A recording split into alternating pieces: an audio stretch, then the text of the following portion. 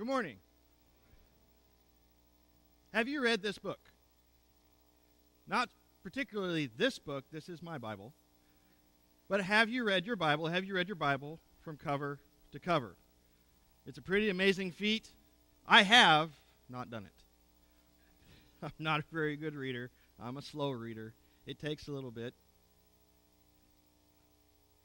We had technical difficulties earlier, so I'm going to stand over here. Is that better? That's better. They weren't working earlier. Then they worked, and now they don't. So let's do this. Okay. Where was I? Cover to cover? Right. I haven't read this book cover to cover. It's not one of those challenges I really want to do. It's a lot of words. There's no pictures, except in the back. But it's an amazing book. I've read pieces of it, but not all of it. But it is an amazing book. It is full of amazing stories. So many amazing stories. Story of Noah. I can't imagine building a boat over the time period that he did. I can't imagine the waters filling up everything. I mean, you go out and turning an arm, I think there's about if I'm not mistaken, about a 30-foot plus height difference between the board tide. But can you imagine that water going over the mountaintops? It's not something I can fathom. Moses, burning bush, as the Bible says, the bush was burning but not consumed. So in my mind, it's not actually burning. It's just a bush that's lit up like a Christmas tree. But it's something I can't comprehend. When you light something on fire, it burns. The bush is not being consumed. It's not being eaten by the fire. Moses with the staff, he throws it down, it turns into a snake. I would freak out. I don't know about you. We don't have snakes in Alaska. We have bears. I'd rather deal with a bear sometimes than a snake. But my mind doesn't comprehend stuff like that. The parting of the sea. I don't see how that's even possible. For all of a sudden we have a ton of water up here. Can you imagine all of a sudden, and I'm not talking about when the board tide's out, but going from here to Fire Island, the waters just separate and you have dry ground underneath. My mind doesn't comprehend. These are things I would see in movies. These are special effects you would see in the movies. What was his name? I just forgot. I was going to say Joseph. That's not the one. David. Sorry. I'm a little tired. David taking down the giant. One stone, one shot, and it takes down a guy that is massive compared to him. Daniel in the lion's den. I mean, we know what happens when we're near bears. It's a very similar concept, and he survives. Shadrach, Meshach, and Abednego in the fiery furnace. Again, we're dealing with fire, and they survive. It is amazing to me, the stories you read in the Bible, and how do these even happen? And that's Old Testament. You go into the New Testament, and you see all these stories in the Old Testament leading up to, as I'm going to say it, the main character in the Bible. Everything's leading up to Jesus coming. And now you get into the Gospels, and now you get into these other stories. Stories of his life, stories of people he interacted with. We see his apostles, Peter, John, and all the rest. We see a story of Zacchaeus, Mary, Martha. He raises Lazarus from the dead.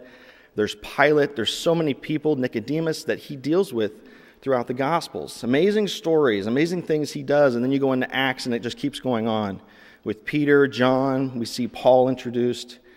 And there's all these amazing stories, all these amazing things going on, things that we can't comprehend. I have no idea what it's like for someone to be dead and then come back again. Some of you in the medical profession, probably if people have been down for a little bit and they revive them, have some concept. To me, dead is dead. It doesn't compute in my mind. But there's amazing stories. And if you look in the Gospels, specifically, Matthew, Mark, Luke, John, it's all these stories about Jesus. All the things that he did. If you read the tail end of the book of John, it talks about the books of the world could not contain what he did. We only get a small little piece of it. But he did so many amazing things, so many amazing stories, so many different people that he interacted with. There are 27 stories in the books of Matthew, Mark, Luke, and John that I want to focus on today. And I say 27, don't worry, this is not a long lesson. We're not going to go through 27 stories. I'm going to hit highlights on some of them. But there's 27 specific stories that I want to talk about today. 27 stories where Jesus interacted with people. And there's many characters. When you put all these stories together, there's many characters. And there's many characters that are suffering from similar things. There's many characters that have a lot in common. We see stories of healing. We see blind men being healed. We see lepers being healed. We see people who are paralyzed being healed. There's a lot of healing going on in these 27 stories. So many people that are suffering from something. And Jesus is able to heal them in these 27 stories. We see stories of like a dead being raised. 2 of the stories, someone is raised from the dead. Again, something I cannot begin to comprehend. Someone coming back from the dead. Even the stories of healing are amazing. If someone can't see, then they can see. Someone has leprosy, and then they don't. There's one of a withered hand, and all of a sudden it's not withered anymore. It's just instant. It just doesn't compute in my mind. I go again to movies, special effects. That's where I expect to see that, not in my real everyday life. And these 27 stories also talk about sorrow. We all know the story of the rich young ruler. He had a lot of stuff. I don't have a lot of stuff. I have old stuff because I can't afford new stuff sometimes. But he has a lot of stuff. And of course, when he asks the question, what do I need to do? Jesus says, well, you got to get rid of the stuff. You got to set that aside and come follow me. And it's just, he doesn't comprehend, how do I do that? How do I let all this stuff go? So there's a story of sorrow mixed in with these 27 stories. There's stories of faith. Almost every one of them, some way or another, involves faith. Most of these people you hear about being healed in these stories, the people being raised from the dead, there's a whole lot of faith going on. Because these people believed Jesus could do what he could do. Because you got to realize when a lot of these stories take place, he's already been doing things. There's a lot of things he's already done, and the stories about him are spreading. All by word of mouth, but they're spreading. It's not like today where we have texting, we have social media, we have the internet. This is just people talking, and it's spreading all over the place. There's this guy that can heal people. This guy that can make the blind see. He can take away leprosy. He can raise people from the dead. He can do amazing things. There's a lot of faith in these stories because these people come to him knowing that he can do what they hear about, that he can do what all the stories say he can do. And so they come to him because they believe that he can have an effect on them. There are stories of forgiveness, something that we benefit from every day. Stories of people that have such great faith that he not only heals them, he tells them that you're forgiven as well. And it's a pretty amazing thing knowing when you've screwed up, not once, not twice, many, many, many times. The older you are, the more you add to that number, but you have the ability to be forgiven. It is an amazing thought. It is a comforting thought. It is a humbling thought to know that he can forgive us. So we see in these 27 stories, these specific 27 stories in the 4 Gospels. There are many other stories, but these 27 specifically are the ones I'm looking at. They are stories of healing, as I've mentioned. We see people being raised from the dead, story of sorrow, stories, almost all of them, of faith, stories of forgiveness. There is something unique about these 27 stories. They all involve Jesus, obviously. He is in all of these stories. He is interacting with people in all of these stories, sometimes just one person, sometimes multiple people. There's one story of the 10 lepers that he heals. He heals them, and only one comes back to thank him. So sometimes it's more than one person. Probably all in all, there's around 50-ish people that he interacts with in these 27 stories. Maybe even more than that when you count everybody that witnessed the stories take place. But there's 27 stories involving Jesus where he interacts with somebody, whether it's healing them, raising someone from the dead, telling them what they want to know, even though they don't want to know it, like the rich young ruler. Stories where he sees the faith of the person, stories of forgiveness. 27 stories of people that Jesus interacts with, people that he helps. And the unique thing about these stories, I've already mentioned many stories. I talked about Noah. I mentioned Moses. Zacchaeus is one of my favorites in the New Testament. I like acting it out when I do it. And there's so many awesome stories throughout the Bible: David, Joseph, Abraham, Isaac.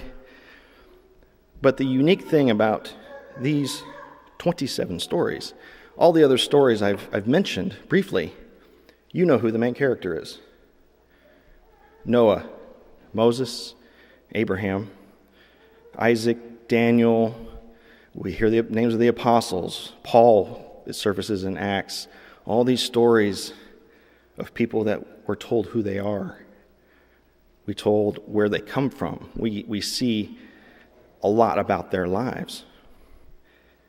In these particular 27 stories, there are no names. In these 27 stories, Jesus interacts with people, and we don't know who they are. They're random people most of the time. Someone on the side of the road that he happens to pass by. Somebody that comes looking for him because they've heard what he can do. One of them is the faith of centurion. Centurion has a servant who is not doing well, and the centurion has heard the stories. And he asks Jesus, "I want you to heal my servant." And he goes on to say that you don't even have to come. I know if you say the word, it'll happen. And Jesus is amazed at the faith of this man. And it's even more amazing because he is a Roman. He's not even a Jew. One of the unique characteristics of this story compared to the others. But he has faith in what Jesus can do, and Jesus heals the servant. And Jesus is amazed at the faith of this man. But we don't know his name. He is just the centurion. I mentioned one already, the 10 lepers.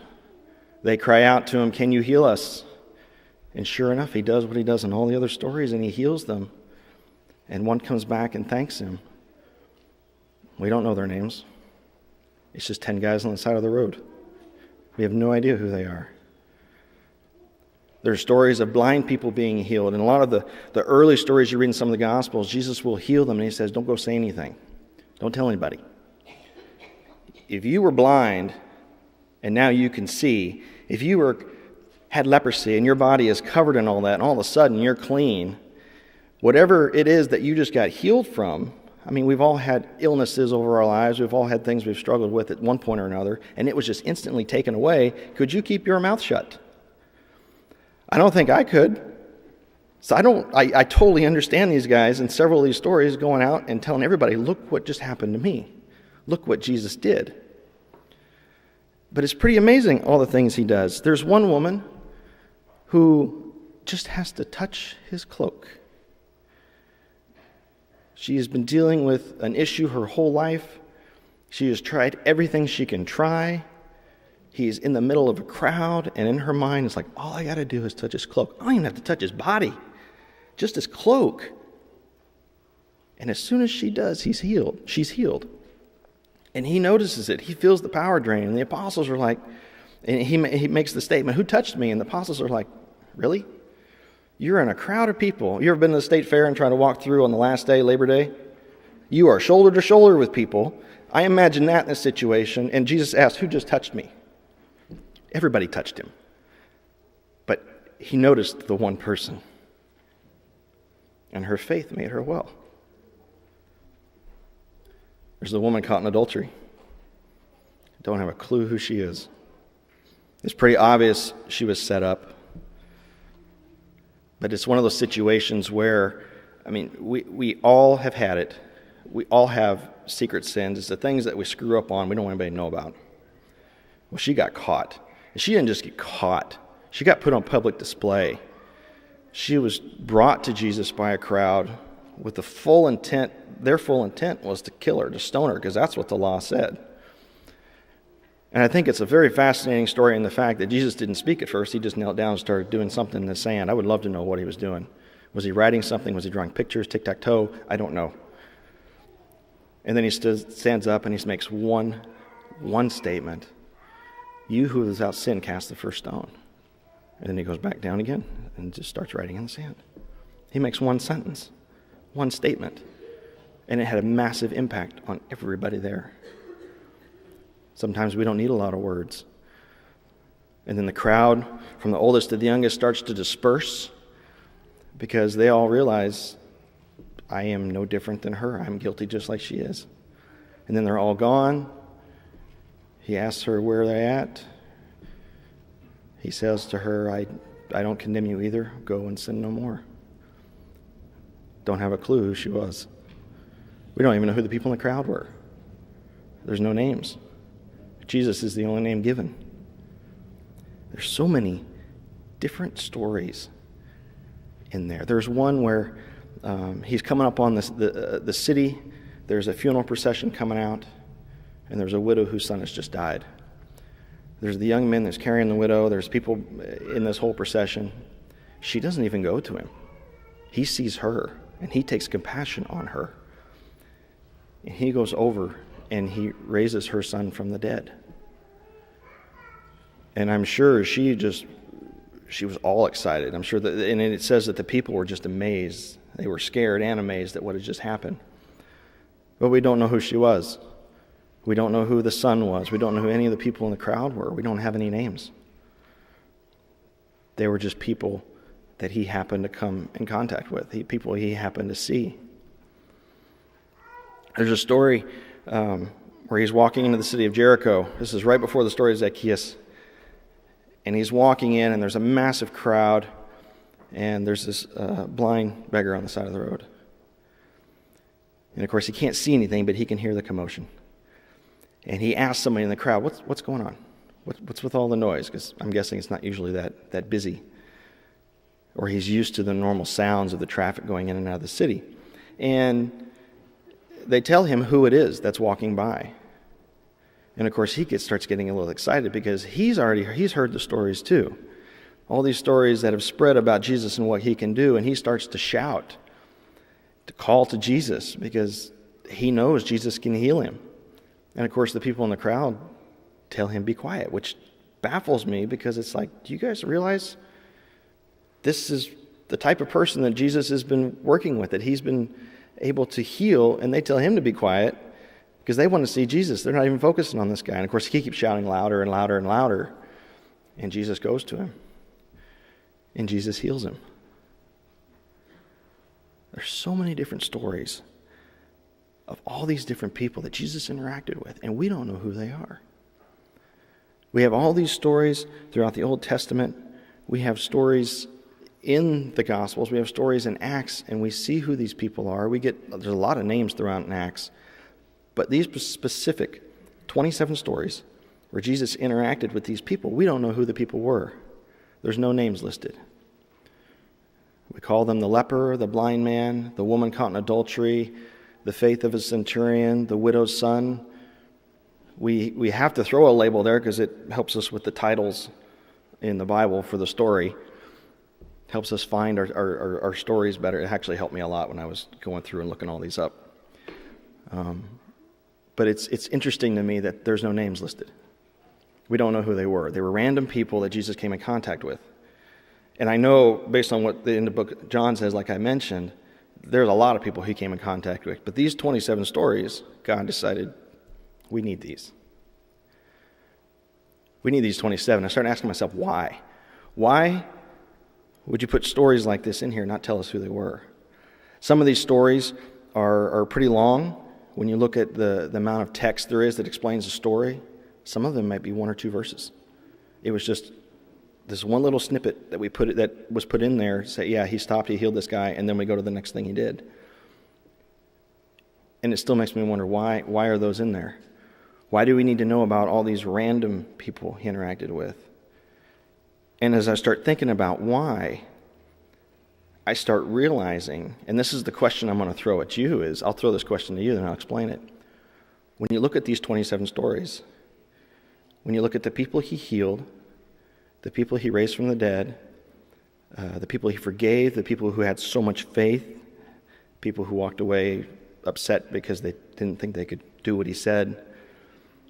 When you look at all that, which one of those people are you? And sometimes you may not be that main character. Maybe you're not the blind man. Maybe you're not the leper. Maybe you're the person in the crowd that told the blind man to be quiet. Maybe you're one of the ones in the crowd who grabbed that woman and drug her in front of Jesus, ready to stone her. There's a lot of characters in these stories. And sometimes we overlook the secondary characters because that actually might be us. And I wonder still, it's interesting that God put those in there. Because when I think about stories like Noah, Moses, Abraham, Isaac, it's really hard for me to relate to that. Because these are some big name guys. I don't see myself ranking with those guys. They did some pretty spectacular things. God worked through them in special ways. And it's hard for me to relate to them when I know who they are and what they've done. I know their stories. I know their history. Guys like Joseph, David, guys like Paul, sometimes it's difficult to relate. The more you know about the person, it's difficult to relate to them in some sense in my brain. This is how I work. Maybe you work differently. But then when I look at these specific 27 stories with no names, they are easier for me to relate to. We have all at one time needed healing. Maybe not to some of the extremes here, being blind, leprosy, paralyzed. It may be something much simpler, but something that has a big impact on us. Jesus took the time to go heal those people. He had a lot of things he could have been doing, but he stopped and took time to heal these people. He stopped and took time to raise the widow's son from the dead. He stopped and took time for these people. And sometimes maybe we're the rich young ruler where we go up and say, we're excited about who he is. We're excited that we get to speak with him and say, hey, what do I need to do? And he tells us. And it's just like, that's a little tough. Maybe it's not riches that you have. Maybe it's something else. Maybe it's something you can't let go of. Sometimes that's the hard part when we have to follow him, is we have to let go of some things. Things that get in the way, things that keep us from him. When you go and read, and I challenge you to pick up your Bible and read through the 4 Gospels and find these stories on your own. Some of them are listed in more than one. Some of them are only listed in one Gospel. John has a lot that aren't listed in the other 3. Read those 4 and find those stories. Find those people. Figure out who they are. Figure out which one you are. Figure out, are you one of those random people that Jesus will make time for? Because he does it for all of them. If you really read and look, he does it for everybody. Everybody's here for that reason. Everybody's here because Jesus has made time for you, and you in turn have chosen to follow him. 27 stories about random people. And I challenge you as well, Jesus works through us. God works through us. So when you're out in the world, you may be the person that helps somebody else. You may be the one that God puts in place in order to help somebody. Because it doesn't just stop there in the Gospels, all these types of stories. They don't just stop when you stop reading this book. They continue on. If you keep reading your Bible, this is an ongoing thing. It keeps on going. When I look at the 27 stories, and I read these stories of people who don't know who they were, it makes me think of a few things. One, God cares about everybody. You don't have to be a big name person. Like we read in the Old Testament, even in the New Testament, you don't have to be somebody who's named. Everybody is important to him.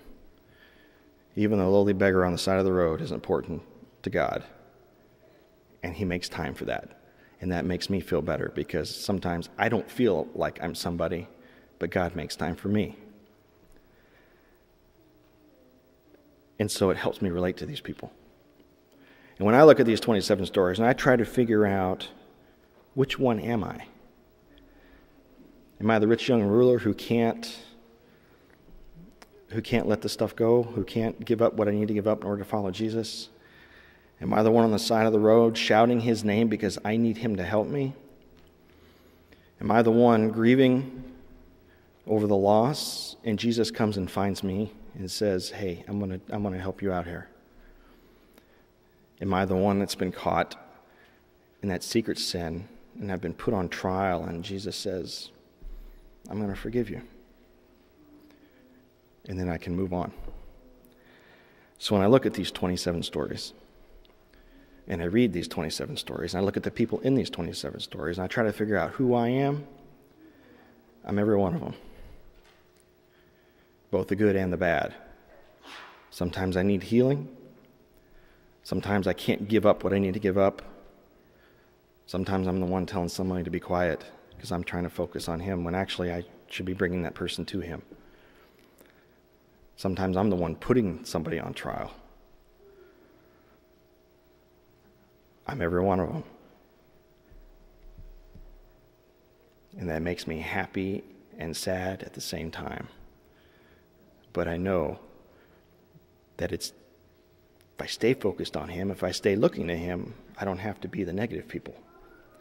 I can be the ones that he goes to and says, hey, follow me, let go of what you need to let go of and follow me. I forgive you. I see your faith.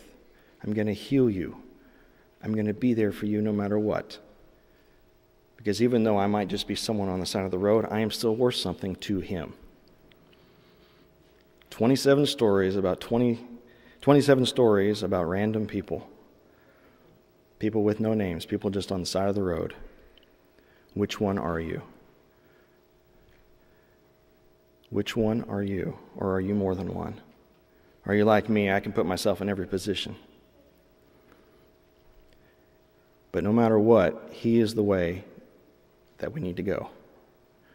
We need to be like the people that run to him, looking to him, because we know he can help us in whatever it is we need help in. And now is the time. We give an invitation right now to say, hey, we are here for you. We are here to help you. We are here to pray for you. You'll see at times, when Mike was here and he preached, he'd stand up, but do you ever notice the elder that gets up and stands off to the side? Because he's ready. Let's go, guys. It's almost a way of encouraging us to say, you need to come up here, because I'm sure there's something every one of us can find that would give us a reason to walk up front. And sometimes I wish we would take more advantage of it. I've had conversations with some people here about that. It's like, we don't do that enough. I've done it. I've done it for small things. I've done it for big things. Whether small or big, it's not easy. Jesus wants you to come. He wants to see your faith when you walk up here and say, I know you can heal me. Let's do that right now as we stand and sing.